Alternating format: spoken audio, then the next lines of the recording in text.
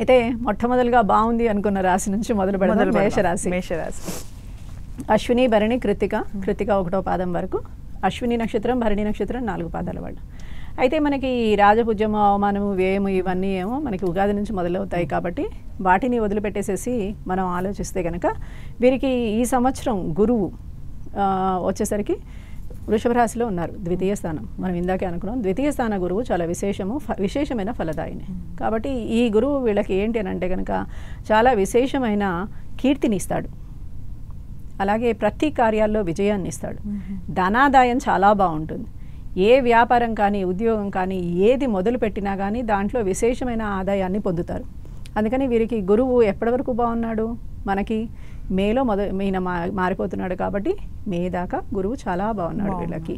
మే నుంచి ఏంటి అని అంటే కనుక మే 15వ తారీఖు నుంచి గురువు 3వ స్థానానికి వెళ్ళిపోతున్నాడు. 3వ స్థానం అనేసరికి ధైర్య, వీర్య, పరాక్రమాలకి సంబంధించింది. అందువల్ల మిథునంలోకి వెళ్ళిన గురువు వీరి ధైర్యాన్ని, వీర్యాన్ని, పరాక్రమాన్ని ఎప్పుడు మనం ప్రదర్శించాల్సి వస్తుంది, మన పరిస్థితులు బాగాలేకపోతే అన్నిటినీ ప్రదర్శించాల్సి వస్తుంది.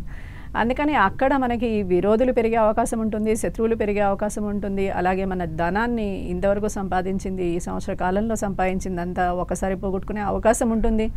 ఇక్కడ ఏంటి అని అంటే కనుక భార్యాభర్తల మధ్య కూడా సంబంధాలు సరిగా లేకపోవడం, ఇలాంటివన్నీ రకరకాలుగా ఉండొచ్చు. కానీ గురువు భార్యాభర్తలకి సంబంధానికి దీన్ని ఏమీ ఇబ్బంది పెట్టడు. ఎందుకు అని అంటే కనుక ఆయన ఆ స్థానాన్ని చూడటం లేదు కాబట్టి. అక్కడ వచ్చేసరికి మిగిలింది ఇంకోటి ఏంటి అని అంటే కనుక మళ్ళీ ఈయన 4వ స్థానానికి వెళ్తున్నాడు, అతిచారంలో కర్కాటకానికి వెళ్తున్నాడు. అక్కడ కూడా బాలేదు కాబట్టి అక్కడ ఏంటి 4 అంటే లగ్జరీ, ప్రతి పర్సన్కి సంబంధించిన లగ్జరీ అనమాట. ఆ లగ్జరీకి సంబంధించి పోగొట్టుకోండి. మనం ఆల్రెడీ మూడ్లోకి వచ్చాడంటే పోగొట్టేసుకున్నాం అంటే వెంటనే ఏముంటుంది, అపకీర్తేగా మనకి.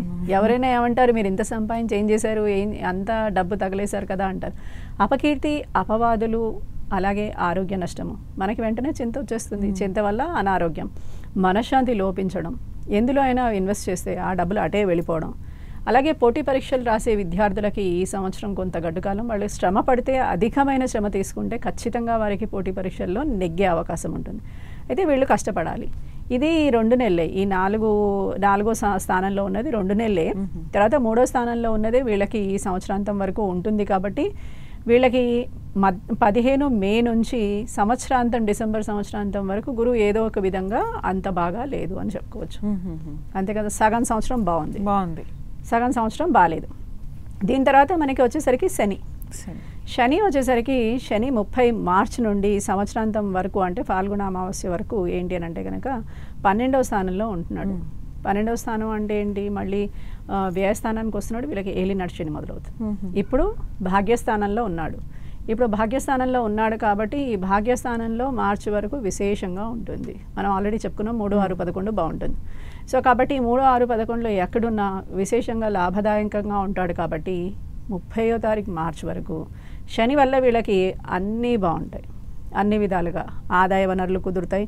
కొత్తగా ఏదైనా మొదలు పెట్టాలనుకుంటే అవన్నీ సక్సెస్ అవుతాయి. కొత్త ఉద్యోగాలకి పునాది వేస్తాడు. అలాగే ఇంకెక్కడైనా వెళ్ళి రిలేషన్స్ మెయింటైన్ చేయాలనుకునే వాళ్ళకి, అంటే పెళ్ళిళ్ళు చేసుకోవాలనుకునే వాళ్ళకి మంచిగా ఫలదాయినిగా ఉంటుంది ఈ సంవత్సరం. ఈయన ముందుకు తీసుకెళ్తాడు. మార్చి దాకా బాగుంటుంది. మార్చి తర్వాత ఏమవుతుంది అని అంటే కనుక 12వ స్థానంలోకి రావడం వల్ల ఏలినాటి శని మొదలవుతుంది, వ్యయస్థానం అవుతుంది ఆ వ్యక్తికి. వ్యయస్థానం అవ్వగానే అపకీర్తి, అపజయము, ధనం ఊరికే అనవసరంగా ఖర్చు అవ్వడము, అకారణంగా ఎవరితోటైనా గొడవలు పడడము. అంటే లేదా నువ్వు ఏదైనా బాగా చెప్తే కానీ నీ మైండ్, నీ మనసు ఏదైనా ఉండొచ్చు, కానీ ఎదుటి వ్యక్తికి వేరేలాగా అర్థం. అలా చాలా ఇన్సిడెంట్స్ ఉంటాయి. లేదా మనం సరిగ్గా ఎక్స్ప్లెయిన్ చేయలేకపోవడం వాళ్ళకి అర్థమయ్యేలాగా.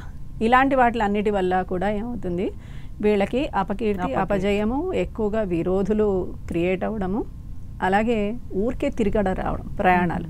దీంట్లో ఏమైనా తీర్థయాత్రలు, పుణ్యక్షేత్రాలు, కాలక్షేపాలు ఉంటాయంటే అలాంటి సత్కథా కాలక్షేపాలు ఏమి ఉండవు. కానీ వీళ్ళు ఏదో విధంగా డబ్బు ఖర్చు చేయాలి కాబట్టి అనవసరమైన తిరుగుడు ఎక్కువగా ఉంటుంది. ఏదో వాళ్ళు పిలిచారనో వీళ్ళు పిలిచారో వెళ్ళాలని వెళ్ళిపోవడమో, ఇలాగా ఏదో ఒకటి చేసి మొత్తానికి ఆ సమయానికి స్పాంటేనియస్గా అనుకోకుండా రకరకాల డెసిషన్స్ తీసుకొని ఈ సమయంలోనే పాపచింతన. వీళ్ళకి మీ ఇంట్లో అబద్ధం చెప్పైనా వెళ్ళిపోవాలి, ఖర్చు చేయాలి కదా, అందుకని ఇలాంటి పాపచింతన రావడం, గ్యాంబ్లింగ్లలో డబ్బులు పెట్టేయడం, అలా ఇవన్నీ పోగొట్టుకోవడం, తర్వాత అపజయము అపకీర్తి పాలవడం, ఇలాంటివన్నీ వచ్చి అనారోగ్యానికి హేతు అవుతుంది. కాబట్టి వచ్చే 5 ఏళ్ళు వీళ్ళకి ఇంకా ఈ 2.5 ఏళ్ళు కాకుండా ఇంకా 5 ఏళ్ళు ఉంటుంది. అంటే 7.5 ఏళ్ళకి ఇది పునాది. మొదటిసారి వచ్చిన వాళ్ళకి ఒక రకంగా, రెండోసారి వచ్చిన వరకు ఒక రకంగా, మూడోసారి వచ్చిన వరకు ఒక రకంగా, వీళ్ళకి ఒక 28 ఇయర్స్కి ఒకసారి వస్తాడు పాపం ఆయన ఏలినాడు శని. అలా వచ్చినప్పుడు మొదటిసారి వస్తేనేమో కళ్యాణము చేస్తాడు, వాళ్ళకి ఇల్లు లేకపోతే ఇల్లు కొనిస్తాడు. ఎందుకంటే ఇల్లు కళ్యాణం అంటే ఖర్చు కదండి, అప్పు కదా, బాగా చేయించేసేసి ఇంకా కట్టుకో మళ్ళీ నేను వచ్చే వరకు అని. ఆయన మళ్ళీ రెండోసారి వస్తాడు, అప్పుడు పిల్లలు పెద్దవాళ్ళు అయిపోతారు, వాళ్ళ పెళ్ళిళ్ళు చేస్తాడు, అప్పుడు మీ డబ్బు ఖర్చు అయిపోతుంది. మూడోసారి వచ్చేసరికి మనకేమవుతుంది అని అంటే మనం ముసలివాడు అయిపోతాం, రోగాలు వస్తాయి, అపకీర్తి, మన పిల్లలు బాగా చూడకపోవచ్చు, మనకి చావుకి సరిసమానమైన జీవితాన్ని చూపిస్తాడు కానీ చంపడు. ఎప్పుడూ ఈయన పాపం చంపడు. ఈయన ఎంతసేపు ఏం చేస్తాడని అంటే నీకు జీవిత యొక్క సత్యాలని తెలియజేస్తాడు. ధర్మపరుడు, ధర్మాన్ని తెలియజేస్తాడు. నువ్వు ఎంత అధర్మంగా బతుకుతున్నావు, ఎంతమంది నా చుట్టూ ఉన్న వాళ్ళంతా నా వాళ్ళే అని అనుకుంటున్నావు, వాళ్ళందరినీ చూపిస్తాడు. నీ దగ్గర ఏమీ లేనప్పుడు ఎవరు ఉండరు, ఇదేరా జీవిత సత్యం అని తెలియజేస్తాడు. అది మనకి డైజెస్ట్ అవ్వదు, అక్కడ ప్రాబ్లం అనమాట. అందుకని శని వచ్చేసరికి వీళ్ళందరికీ చాలా అవాంతరాలని ఇలాంటివన్నీ క్రియేట్ చేస్తాడు. కానీ 11వ స్థానంలో ఉండడం వల్ల భోగ్య వస్తువుల్ని, భోగ వస్తువుల్ని, నూతన వస్తువుల్ని, స్థిరాస్తుల్ని ఇస్తాడు. ఇది బాగుంటుంది.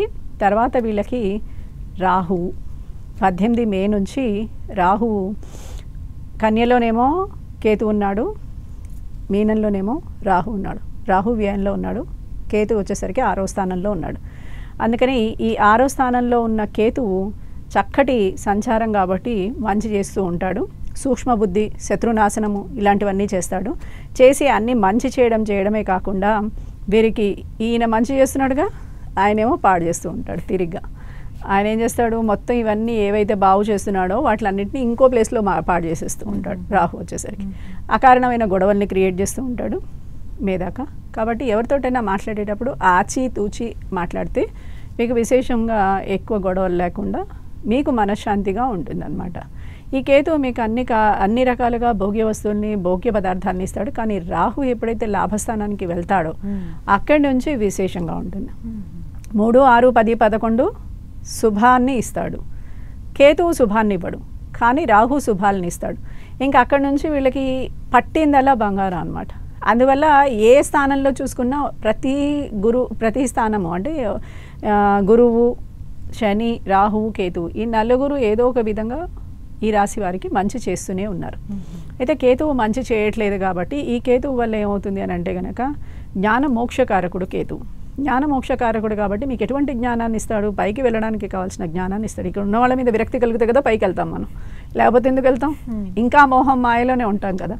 అలాంటివన్నిటినీ కల్పిస్తాడు. అంటే మన చుట్టూ ఉన్న వాళ్ళు కూడా ఎలాంటి వాళ్ళు ఏంటి అని మనకి చూపించడం వల్ల మనం దాంట్లో చాలా అవస్థలు పడే అవకాశం ఉంటుంది. అందుకని కేతువుకి సంబంధించి సుబ్రహ్మణ్య స్వామికి పూజలు చేసుకుంటే మంగళవారం పూట పాలతోటి అభిషేకం చేస్తే, లేదా ఆంజనేయ స్వామికి తేనెని నివేదన చేస్తే విశేషమైన ఫలితం లభిస్తుంది. వీరికి ఈ సంవత్సరంలో చిన్న చిన్న చికాకులు ఉంటాయి. ఆ చిన్న చిన్న చికాకులు కూడా లేకుండా ఈ తేనె వీరికి ఆంజనేయ స్వామి ద్వారా లభించిన ప్రసాదంగా వీరే స్వీకరించి దాన్ని లేదా ఇంటిలిపాదికి ప్రసాదం కింద ఇచ్చుకుని కనుక ఈ శాంతి చేస్తే చాలు. పెద్ద పెద్ద శాంతులు ఏం చెయ్యక్కర్లేదు, వీళ్ళకి ఏ కష్టము లేదు కాబట్టి నార్మల్గా ఉంది కాబట్టి ఇవన్నీ చిన్న చిన్న చికాకులు మనకి ఎవరితోటైనా ఉంటాయి. అందుకని కొంచెం ఆచితూచి అడిగేస్తే చాలమ్మా. మేష